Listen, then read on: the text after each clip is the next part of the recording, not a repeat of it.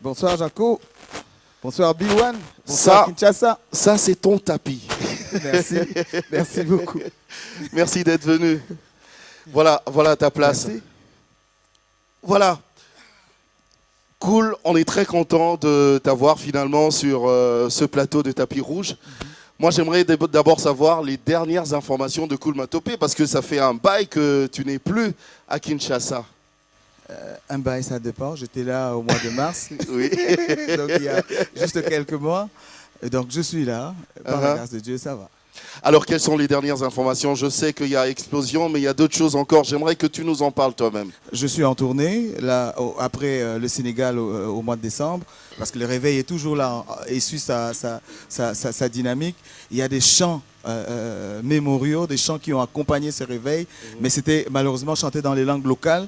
Et les églises d'outre-mer n'ont pas eu l'opportunité de comprendre ce qui était ce qu'on disait dans le chant. Et donc là, nous avions traduit ces cantiques et c'est en français, on appelle tout simplement des albums de collection louanges congolaises. Voilà. Bien sûr. Alors, d'où est venue cette idée de chanter, d'interpréter carrément les louanges congolaises, mais en français? Non, c'est un projet. Vous savez, on tourne beaucoup, on voyage beaucoup. En fait, nous avons un appel missionnaire. Oui. Et c'est depuis 2003 que nous avons eu cette vision. Lorsque nous circulons dans les églises d'outre-mer, nous étions en Belgique, par exemple, du côté c'est quoi, Anvers, à une église. Et le pasteur nous disait, mais écoutez, vous avez une musique puissante, des cantiques merveilleux. Mais pourquoi vous chantez toujours dans les langues locales? Parce que nous, on ne comprend pas. Et puis, bon, il y a ceux qui chantent en français aussi, mais un peu à l'occidental. Mais ça c'est bien. Mais nous, on aime bien les Africains quand ils chantent suivant leur culture. Mais seulement, vous chantez dans les langues locales. Lingala, Swahili, Chiluba, voire même. Et donc, on a dit, mais il n'y a pas de problème, nous, on peut commencer à traduire. Je dis, mais écoutez, par exemple, les chants comme Yesu Azaliyawa, Yesu. Ils t'ont dit ça. Lui, il chante Alléluia, Alléluia. Il dit l'autre, je dis, ok, il n'y a pas de problème, on va vous traduire tout ça. Mais ça, c'est parti de là. C'est un grand travail cool. À Saint-Denis aussi, à Paris, je croisais des pasteurs antillais. Qui ont dit, mais qu'est-ce que vous attendez? Pourquoi vous ne nous traduisez pas? Parce que de toute façon, le pasteur que nous avons croisé à Anvers travaille avec les pasteurs qui sont à Paris aussi, à Saint-Denis. Voilà. C'est un grand travail, je disais. Comment tu as fait? Parce que traduire toutes ces chansons en français, déjà, ça ne s'est jamais fait avant.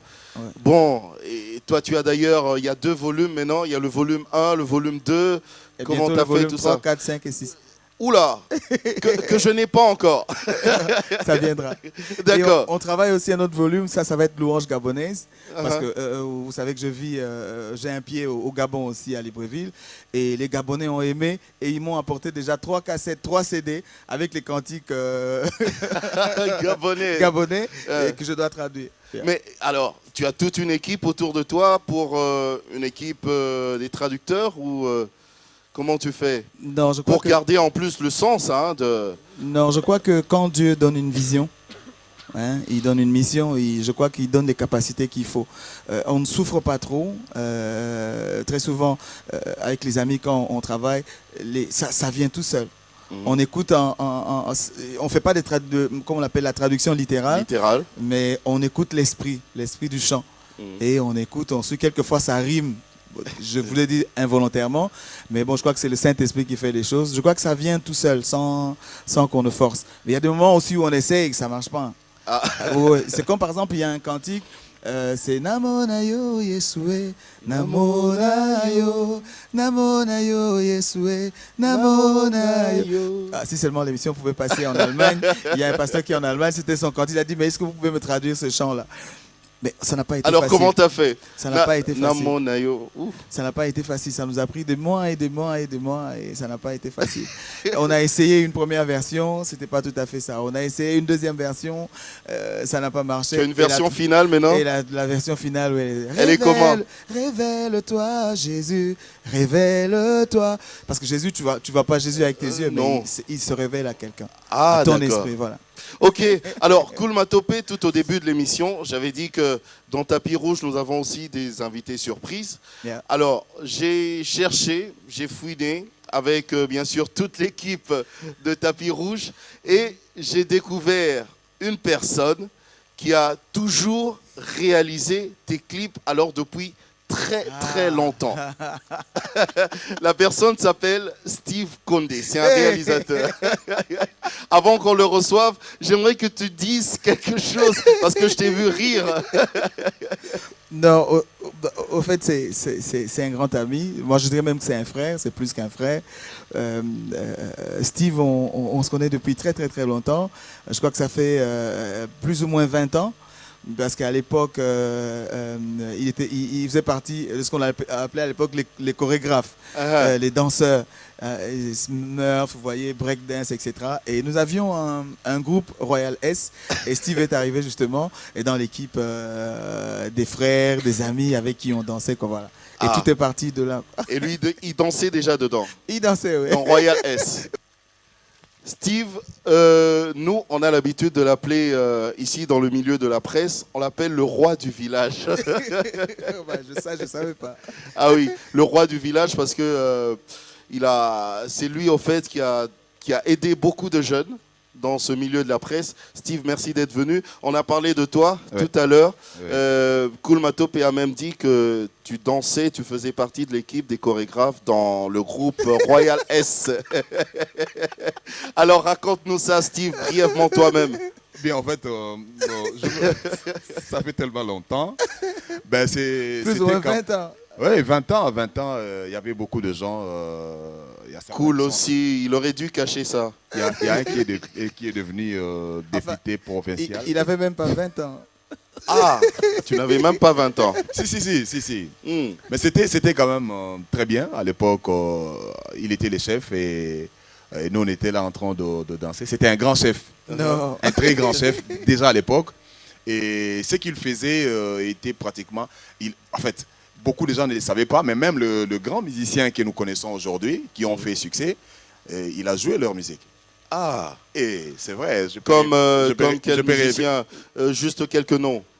Par exemple, quand tu prends Emene avec l'album de Nzinzi, avant Nzinzi et toutes ces histoires-là, c'était la musique de Cool. Ah ben oui, parce que Cool, c'est vrai, on te connaît chanteur, mais en même temps, tu es arrangeur aussi. Hein. Disons qu'on a une formation d'ingénieur du son, et on a fait plein de programmations. C'est plutôt l'album Mokosa avec le grand... Tous ces programmations-là. On a fait de programmation, on a fait plein de synthés et des chœurs aussi. Ça c'était vieux, ça c'était avant notre conversion. Beaucoup de gens ne savaient pas. Hein. On a travaillé avec Pépé Calais, on a fait plein d'albums avec Pépé Calais. Et je crois que le tout dernier c'était Cocktail aussi. Oh. Cocktail, c'était d'ailleurs le dernier album de Pépé Calais. Le tout dernier, oui. Oui, et tu étais dedans aussi, tu as participé à l'arrangement. Oui, à l'époque, le studio Ndia est arrivé. C'était toute une nouvelle technologie. C'était le numérique. Et on était là pour faire un stage. Et pendant le stage, notre travail, au fait, le travail, comment on appelle ça, expérimental, c'était l'album. On était 3 ingénieurs. Il y avait JP Kiss, il y avait Lofombo et il y avait moi. On était 3. En fait, 4 avec Papy aussi. Et on a suivi la formation et c'était notre produit test, quoi. Ça, c'est très bien, c'est merveilleux. Et ça, beaucoup ne savaient pas. Hein. Mais on le sait grâce à Tapis Rouge maintenant. Mais écoute, Steve, je te reçois plus en tant que réalisateur. Ouais. Nous, on t'a cherché, on a découvert que c'est toi, au fait, qui a réalisé la grande partie des clips de Cool Matope. Depuis très longtemps, jusqu'aujourd'hui d'ailleurs, tu continues. Oui. Et même dans les louanges congolaises également. Oui. Voilà. Oui. Mais comment tu fais pour travailler avec un type qui est très exigeant comme ça? Oui, il est très exigeant, mais il est très simple dans le travail. C'est-à-dire que j'ai même oublié de vous ramener peut-être quelques écrits de Cool, où il dessine lui-même, il fait le script lui-même. Et en fait, notre histoire est liée. Hein. Je crois que je ne suis pas le seul qui le fait. Déjà, à l'époque, je travaillais avec Guy Ntoto. On est pratiquement ensemble depuis cette époque-là jusqu'à aujourd'hui. Vous allez voir, quand vous travaillez Cool, il vient, il propose son idée, il ne vous impose pas, il propose son idée, il vous laisse réfléchir. Et en plus de ça, il prend son papier, il a l'habitude de prendre son papier et de commencer à dessiner, de faire ses petits scripts. Et c'est comme ça qu'on a toujours travaillé avec lui depuis l'époque. Mais il est arrivé un moment, il était vraiment déphasé, donc lui il s'occupait seulement de sa musique et la vidéo c'est nous qui s'en charge. Voilà. Parce que quand il a parlé des croquis, Cool, je me suis rappelé une histoire. il m'avait proposé une émission il y a très longtemps, avant même qu'on démarre avec B1. On était encore dans BIC Congo Actualité. Il a proposé une émission comme celle-ci, mais lui-même avait déjà proposé le croquis et tout ça. Il propose même le plan. Il dit, bon voilà, ça c'est tel plan, je veux que ça soit comme ça, je veux que ça soit comme ça. Il propose. Et au final, c'est qu'il veut, il veut avoir même pas le 100% de ce qu'il a proposé, mais il veut avoir au moins même un 20% de ce qu'il a proposé. Donc c'est que je dis, donc il est simple, mais il est trop exigeant. Alors comment faire pour être un bon réalisateur? Avoir finalement une bonne réalisation, dire ben voilà, je suis fier, c'est bien ce que je viens de faire. Il faut d'abord écouter l'artiste parce qu'il est l'auteur, compositeur et tout ça. Donc quand il compose, il a certainement déjà des idées dans la tête. Il faut beaucoup l'écouter. Quand on l'écoute, on sait exactement lui donner ce qu'il veut, quoi. Alors, Steve, en même temps, tu t'occupes actuellement d'un grand écran en plein Victoire. Je vais être plus rapide. Merci, Cool, quand même, de cette opportunité. C'est simple. Je fais toujours la vidéo. Je continue à produire, je continue à faire des clips vidéo. Et aujourd'hui, vraiment avec la nouvelle technologie, donc les gens qui veulent bien expérimenter. Tu réalises même certains clips de Werason, hein, le roi de la forêt. Ben ouais, on fait aussi pour lui. Mais le plus important pour moi, c'est celui-ci. Ça, c'est un business privé. Je profite de l'occasion, si on peut le prendre. Ça, c'est un écran qui se trouve au niveau de rond-point. D'accord, vas-y, après je t'envoie la facture. Ben ouais, mais tu vas envoyer la facture. Merci beaucoup, Jack. Merci. Cool, merci d'abord. Voilà, donc ça, c'est mon écran géant. Donc le genre, c'est sur le rond-point Victoire. En plus de ça, il y a un camion, rapidement, Jack. Il y a un grand camion qui a pratiquement un écran de 7 mètres derrière. Donc les gens qui voudraient bien le louer, ils peuvent toujours nous contacter. Comme ça, on va essayer de le couvrir, quoi. Voilà. Donc c'est un peu ça mon écran. C'est sur un camion, donc n'oubliez pas de passer votre commande. Voilà. D'accord, il a passé la pub. Cool. Dieu l'a béni, c'est un grand patron maintenant. Je vais lui envoyer la pub. Nous sommes appuyés, ne vous en faites pas. Derrière, je sais qu'au moment où je suis en train de parler... Je me rappelle une fois, on a tourné un clip, je crois que c'est juste à la maison, avec juste une lampe à côté. Voilà, voilà. C'est le tout premier clip solo que j'avais réalisé, c'était avec Steve. Avec juste une caméra. C'était dans quelle chanson là? Attends, est-ce que je peux me rappeler? C'était pas Mungu Baba. Mungu Baba, voilà. C'était trop grave quoi les clips. Mais c'est bien.